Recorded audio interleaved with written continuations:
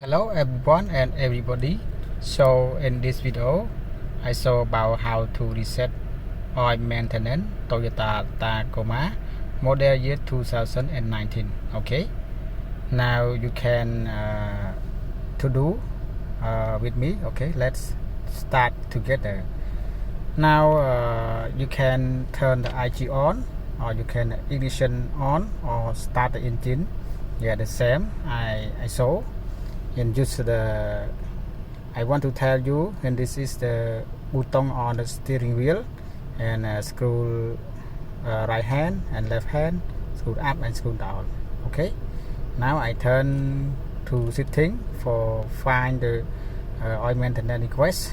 Okay, now in this setting, okay, now I'm sorry, I turn the plus. Okay, setting, and then enter or hold enter in the setting.